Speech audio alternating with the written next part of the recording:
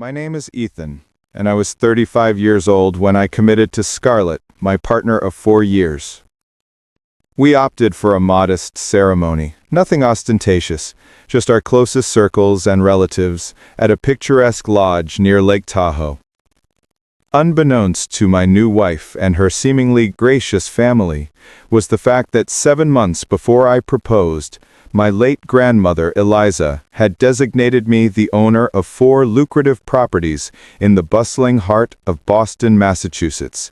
A powerful inner conviction warned me to keep this legacy confidential, and I remain eternally grateful that I heeded that foresight. Before I reveal the events that unfolded just 2 weeks following our vows, let me introduce you to Eliza. She was everything to me.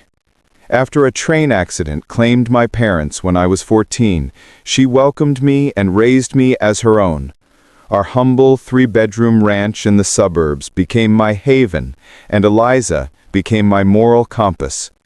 "Ethan," she'd caution as we sat reviewing bills at the dining room table, "never disclose your full worth, not to friends, not to co-workers, and certainly not to romantic interests."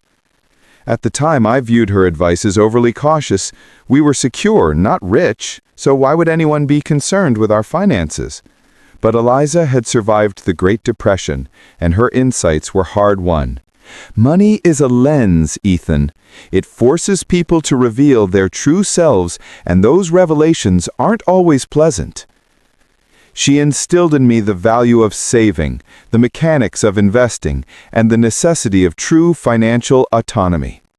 By the time I received my computer engineering degree from college, I was debt-free, thanks to her vigilant planning and the small educational trust my parents had established. 7 months before I offered the ring to Scarlett, Eliza passed away peacefully in her sleep at the age of 91. I was crushed. She was my only living relative, my guiding star, the woman who had forged the man I had become. The sorrow was immense, but I was oblivious to how much more complex life was about to become. A fortnight after the memorial service, her legal representative contacted me. I expected to inherit the house we shared. What I hadn't prepared for was the revelation that my sensible, economical grandmother had silently built a significant property portfolio over several decades. "Your grandmother transfers to you 4 condo units in the Beacon Hill district of Boston, Massachusetts," he stated, sliding a thick binder across the table. I stared in utter disbelief. 4 condos? In Beacon Hill? He explained that Eliza had acquired them back in the early 80s when prices were reasonable. She had consistently collected rental income and reinvested it over the years. The property valuations had soared as Boston evolved into a tech hub. "The current market valuation for all 4 units combined is roughly $3.2 million, he added, matter-of-factly. I nearly collapsed. My grandmother, who clipped coupons and strictly bought store-brand groceries, was a millionaire. The lawyer confirmed the condos were entirely paid for and leased to long-term tenants. She also bequeathed me her home and a substantial, well-managed investment fund. She was explicit in her testament that this estate is solely for you," the attorney underlined, "and she recommended you retain the same property management firm she employed." In the ensuing months, I wrestled with both my grief and the sudden burden of managing these holdings. The management firm simplified the logistics, but I still had executive decisions and documents to sign, all while attempting to grasp that my grandmother had left me a small fortune she never mentioned. I first met Scarlett at a mutual friend's engagement party, just as I was starting my first role as an associate web developer. She was lively, striking, and intelligent, working as a public relations specialist for a regional agency. We instantly clicked, chatting until the party concluded, and I finally found the courage to ask for her number. Our bond deepened naturally. We dated for 4 years before I proposed. I loved everything about her: her sharp wit, her drive, her innate kindness. When I introduced her to Eliza during our second year, my grandmother was courteous but reserved. She later drew me aside. "She seems fine, Ethan. Just heed my counsel about protecting your finances until you are absolutely certain." At the time, I assumed she was being overprotective. I didn't inform Scarlett about my inheritance after Eliza's passing, not out of suspicion, but because I intended to surprise her with it later, when we were ready to purchase a home together. I pictured her excitement when she learned we could secure our dream house without crippling debt. It was during our engagement period that certain traits in Scarlett's family began to trouble me. Her father, Harold, ran a lucrative insurance brokerage. Her mother, Deborah, was deeply involved in high-profile social events. And her younger brother, Justin, at 30, still resided at home with no fixed employment. The first dinner I attended at their expansive home in one of Boston's most sought-after districts centered almost entirely on wealth. Harold bragged about his newest yacht purchase. Deborah detailed the cost of a friend's recent summer home remodel. They posed very direct inquiries about my current income and future career potential. "Software engineering," Harold mused, swirling his single malt whiskey. "That's a field with serious growth. Must be high-paying." I offered vague replies, stating only that I was successful and had solid advancement prospects. Scarlett later insisted her parents were merely ensuring her security. I appreciated the sentiment, but their fixation on material wealth made me uneasy. When we announced our engagement, Deborah immediately began planning an elaborate wedding with a guest list exceeding 400 people, primarily their business associates and social connections. "We want to give our only daughter the fairy tale she deserves," she declared, though Scarlett and I had discussed our preference for something small and private. It required weeks of patient but firm resistance to convince them to accept our decision for a more intimate event.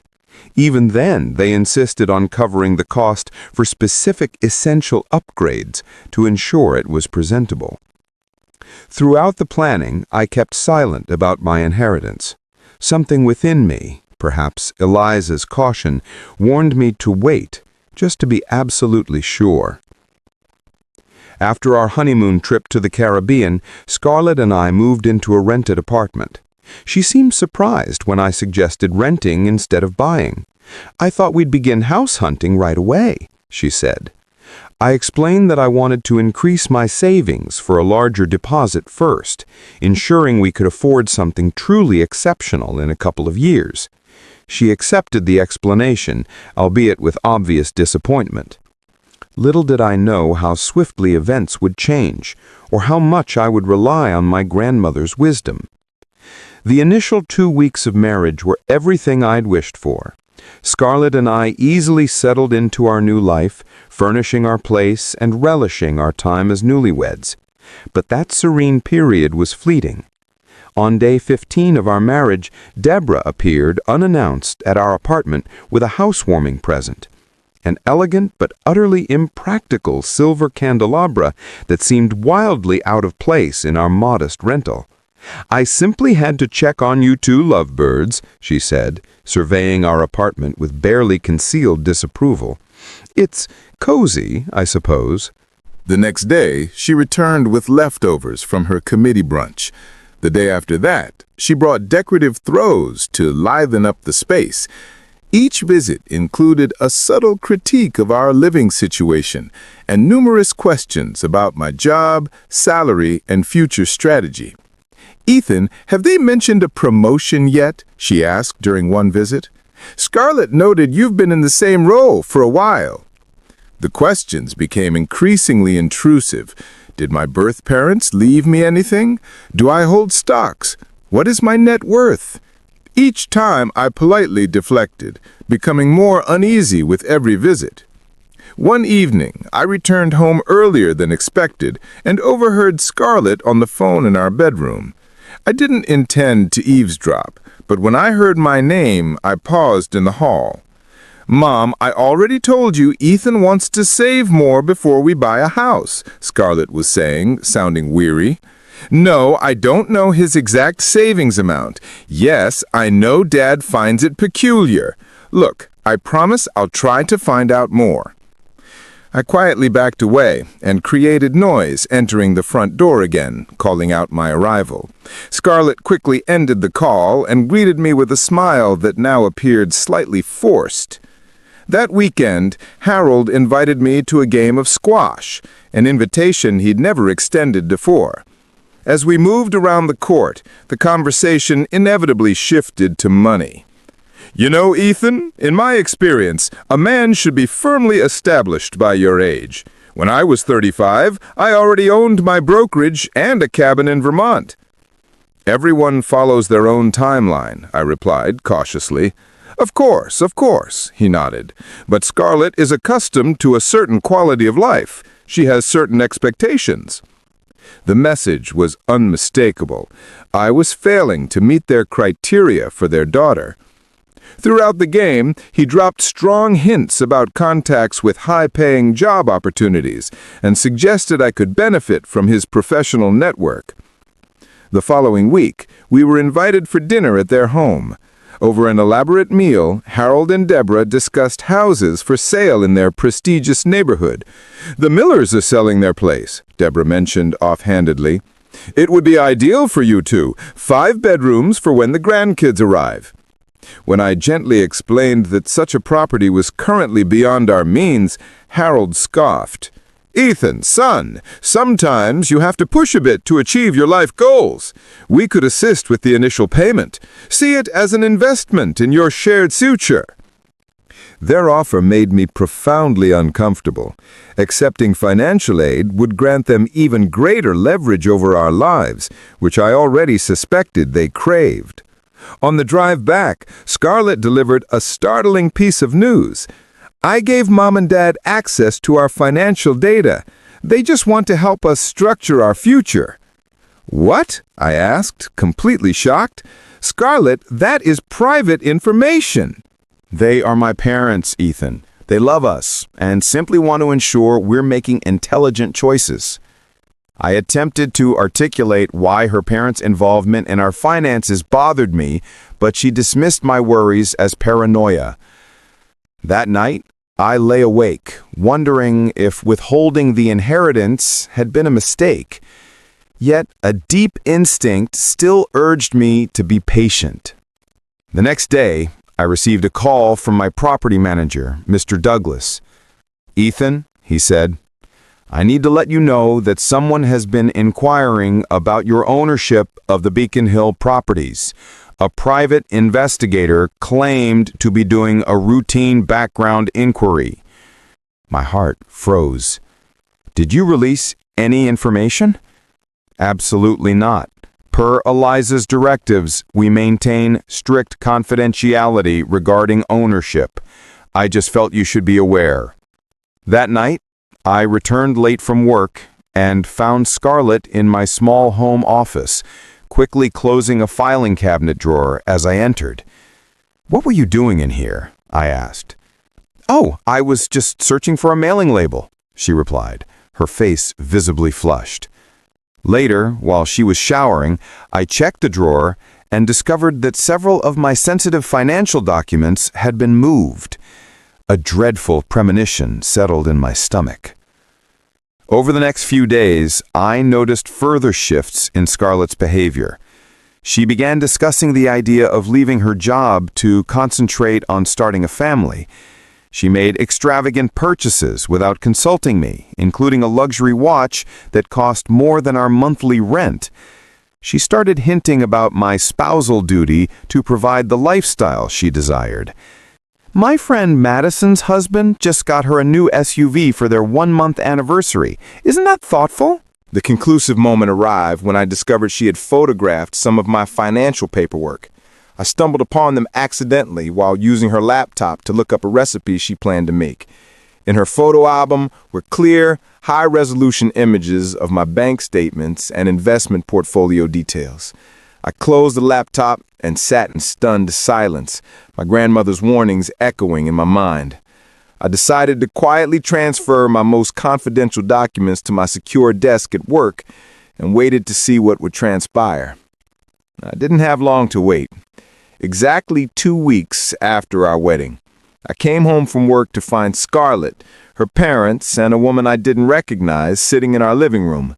They had set up an impromptu meeting at our coffee table, which was covered in paperwork. "Ethan, darling, you're home," Scarlett greeted me, her voice falsely cheerful. "Mom and Dad dropped by to help us with some necessary financial consolidation." Deborah stood up and gave me a stilted embrace. "We thought it was time to ensure your marriage starts on a solid fiscal foundation." Harold remained seated, offering a self-satisfied smirk. "Son, this is Veronica. She is a public notary and a financial strategist who advises our family." Veronica offered a professional smile. "A pleasure to meet you, Ethan." I looked at the documents spread across the table, instantly recognizing financial agreements, forms for joint accounts, durable power of attorney forms, and what appeared to be loan contracts. "What is the meaning of all this?" I asked, maintaining a level tone despite the rising anger and sense of betrayal. "Just some documentation to streamline your finances," Deborah explained in a patronizing tone. "We firmly believe that in a marriage, all assets should be co-owned. It's the equitable approach." Harold leaned in. "Ethan, Scarlett tells us you're quite reserved about money. That's commendable in some respects, but transparency is vital within a family. These documents will facilitate you and Scarlett merging your finances properly." I picked up one of the forms, which would add Scarlett as a joint owner to all my existing accounts. Another was a family capital agreement that would grant her parents access to funds for investment opportunities. "And what investments would those be?" I inquired. "Well, Justin has a great new business concept, and we thought, as his brother-in-law, you'd want to help him get it off the ground." As they continued to detail their plans for my money they believed I didn't have, I subtly took out my phone and texted my attorney, Ms. Harrison, "Urgent. Come to my apartment immediately. Bring Eliza's will and property deeds." I pretended to listen as they outlined how they would manage my financial future. Harold's condescending attitude became increasingly apparent. "The reality is, Ethan," he said, "Scarlett was raised with an inherent understanding of wealth management. No offense, but given your modest background, you might not have received those benefits." I nodded along, stalling for time until my lawyer arrived. Then Deborah said something that chilled me to the bone. "And naturally we need to address those condos in Beacon Hill. Properties of that caliber demand professional handling." The room fell silent as I stared at her. "What condos?" Deborah exchanged a glance with Harold before continuing. "Ethan, there is no need to prolong this pretense. We are aware of your inheritance. The 4 condominium units in Beacon Hill, your grandmother's house, the investment fund." "How do you know about that?" I asked, my voice dangerously quiet. Harold cleared his throat. "We have a parental obligation to ensure Scarlett is marrying a suitable partner. We had you thoroughly vetted prior to the wedding." "You had me investigated?" I looked at Scarlett, whose face was pale. "Did you know about this?" She avoided my gaze. "It was just a routine check, Ethan. All parents do it." "No, Scarlett, they don't." Harold waved his hand dismissively. "The point is, we now know you've been concealing substantial assets from our daughter. That is not how a marriage commences, but we are prepared to overlook this deception if we can proceed with the proper financial arrangements." "And what arrangements would those be?" I asked. Deborah smiled sweetly. We feel it is appropriate for Scarlett to have one of the condo units titled solely in her name as a safeguard. Another could be liquidated to provide the seed capital for Justin's venture. The remaining two you can certainly keep." I stared at them in disbelief. They had investigated me, violated my privacy, and were now attempting to claim half of my inheritance just 2 weeks into my marriage to their daughter. And if I refuse? Harold's facade of geniality vanished. "Then we would have to seriously question your devotion to this marriage. Scarlett deserves a husband who prioritizes her needs." Scarlett finally spoke up. "Ethan, it's not what it looks like. They just want to guarantee I'm provided for." "Is that why you went through my office, took pictures of my confidential documents? Was all of that to ensure you were provided for?" Tears welled in her eyes. "I love you, Ethan. I married you because I love you." "But did you know about my inheritance before you agreed to marry me?" I asked directly. Her silence was all the confirmation I needed. Harold stood up, his patience clearly exhausted. "Enough with the dramatics. Are you going to sign these documents, or are you not?" Just then, there was a knock at the door. Relief washed over me as I went to answer it. Miss Harrison, my lawyer, stood there with a briefcase. "Perfect timing," I said, ushering her in. "Miss Harrison, my attorney, she has some facts that might be relevant to this discussion." Harold and Deborah exchanged frantic, concerned glances.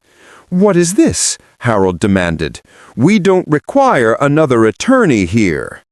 Miss Harrison rapidly assessed the situation, noting the notary and the paperwork on the table. "I was contacted with concerns regarding potential financial coercion. I see those concerns were well-founded." "This is a family issue," Deborah insisted. "No," I stated firmly. "This is an attempt to defraud me of my legal inheritance." As Miss Harrison began outlining the legal ramifications of their actions, Scarlett pulled me aside into the bedroom. "Ethan, please," she pleaded. "They're just trying to help. Maybe they went about it poorly, but we can fix this." "Did you marry me knowing about my inheritance?" I asked again. After a long, painful pause, she whispered, "They discovered it when we got engaged. They said I'd be foolish to let a man with that level of wealth slip away." "So our entire marriage is built on a deception?" "No, I do love you, Ethan. The money just made it simpler to commit." Her words felt like a physical impact. The woman I believed I knew, the future I had envisioned, shattered before my eyes. In the living room, I could hear Harold threatening legal action, claiming Scarlett was entitled to my assets as my wife. Ms. Harrison calmly informed him that my grandmother's will contained explicit clauses protecting the estate in the event of marriage or divorce. "Mr. Davies," she used Harold's surname, "I must also inform you that employing a private investigator under false pretenses and attempting to coerce someone into signing over property can be classified as criminal fraud." Harold's face turned crimson. "Are you making threats?" "No, I am educating you about the law." Deborah stood up and grabbed her purse. "Scarlett, collect your belongings. You are coming back home with us. If your husband chooses money over family, that is his decision." Scarlett looked at me beseechingly. "Ethan, please." In that moment, I knew our marriage was finished before it had even truly begun. My grandmother had tried to warn me, and I hadn't listened attentively enough. But at least I had kept my inheritance private long enough to secure it. "I think you should leave with your parents. Ms. Harrison will be in contact regarding the divorce proceedings." As they left, Harold turned to me with a venomous look. "She will receive half of everything. That's the law." Ms. Harrison offered a cold smile. "Actually, in the Commonwealth of Massachusetts, with a marriage of less than 30 days and a protected inheritance, that is entirely untrue. Good evening, Mr. Davies." The door closed behind them, and I sank onto the sofa, numb from the shock. My 2-week marriage was over, but thanks to my grandmother's shrewdness, my financial future was safe. That night, I checked into a hotel. I couldn't stand being in the apartment, surrounded by wedding presents and photographs of what I had believed was a loving relationship. Miss Harrison advised me not to engage with Scarlett or her family directly and to let her handle all future communication. The next day, I arranged to meet Scarlett at a neutral public venue, a coffee shop, to talk one last time. I needed to understand if any part of our relationship had been genuine. She arrived looking exhausted, her eyes red from crying. For a moment, a flicker of sympathy hit me. Then I remembered her active role in her family's plot. "I am so sorry," she said immediately. "It was never meant to happen like this." "How was it supposed to happen?" I asked. She stared down at her untouched coffee. "I truly did fall for you when we first met. That part was real. But when my parents found out about your inheritance, they started pressuring me to secure my future. They kept saying how perfect it was that I had found someone with both a great career and hidden wealth.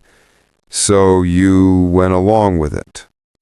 She nodded miserably.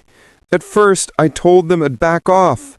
I said I loved you and would marry you regardless, but they kept working on me, talking about financial security, about how love doesn't pay the mortgage." "And you believed them?" "I convinced myself it didn't change anything. I already wanted to marry you. Knowing you had money just meant we'd have a much easier life together." She looked up, tears streaming down her face. "I rationalized it wasn't wrong because I would have married you anyway." I let her words settle in, trying to separate truth from manipulation. "Even if that were true, Scarlett, you violated my privacy. You shared my most personal information with your parents. You were prepared to let them bully me into signing over my property. How could you think any of that was acceptable?" They said it was normal, that all married couples share everything. Not like this. Not through coercion. She wiped her eyes. "What happens now?" "Now we get divorced," I stated simply. "Ms. Harrison will contact your lawyer, assuming you get one. Given the circumstances and the brief duration of our marriage, it should be swift." "And what about us?" "There is no us, Scarlett. There cannot be. Not after this." She reached across the table for my hand, but I pulled away. "Ethan, we can rebuild. I'll make my parents stay out of our lives. We can even relocate." I shook my head. "The trust is completely gone. I will never be able to look at you without questioning what is real and what is part of some hidden agenda." As I stood to leave, she asked one final question.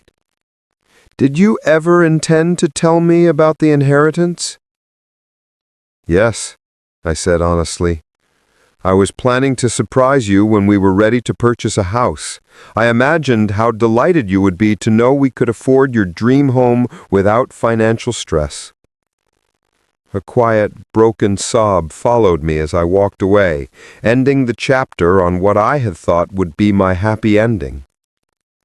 The divorce process was difficult, but as Miss Harrison had predicted, relatively uncomplicated, given the short duration of our marriage and the protected status of my inheritance. Scarlett received none of my assets. She didn't contest it, though her parents clearly urged her to. During those difficult 6 months, my grandmother's lessons about financial secrecy protected me in ways I never anticipated. Had I been open about my wealth from the start, Scarlett and I might still have married, but I would have had no way to expose her family's true motives until it was too late. I relocated into one of my Beacon Hill condos after the divorce was finalized. It was a stunning space with expansive windows overlooking the city, but it felt hollow despite the elegant furnishings. I immersed myself in my work, advancing in my career and continuing to manage the properties my grandmother had left me. 8 months after the divorce, I bumped into Madison, one of Scarlett's friends, at a local coffee shop. To my surprise, she asked to speak with me privately. "You should know," she said hesitantly. "This wasn't the first time they tried something like this. Scarlett dated a guy in college whose family owned a chain of grocery stores. Her parents did the exact same thing, pushed her to get serious quickly, talked about marriage immediately. It imploded when the guy realized what was happening." The information was both vindicating and profoundly sad. Scarlett had been raised by parents who viewed relationships as purely transactional, and she had never managed to break free from their overwhelming influence. A year after the disastrous conclusion of my marriage, I was in a much better place. Therapy helped me process the betrayal and restore my confidence in my own judgment. I had established a small grant program in my grandmother's name, focused on teaching young professionals about financial literacy and healthy attitudes towards money. I remained cautious about dating, but not closed off to the possibility of a genuine connection. I had learned to spot the warning signs, but also to recognize that not everyone was like Scarlett and her family. My grandmother's foresight had rescued me from a lifetime of manipulation and control. Her warnings about financial privacy seemed old-fashioned, even paranoid, but they proved to be incredibly prophetic. When I visit her grave, I often tell her how correct she was. Money truly does change people. It exposes character more than it builds it. By keeping quiet about my inheritance, I had inadvertently created a true test that revealed the authentic nature of the woman I had married and the family I had nearly joined. The entire experience taught me that while privacy is crucial, particularly with finances, building an authentic relationship demands mutual honesty and trust.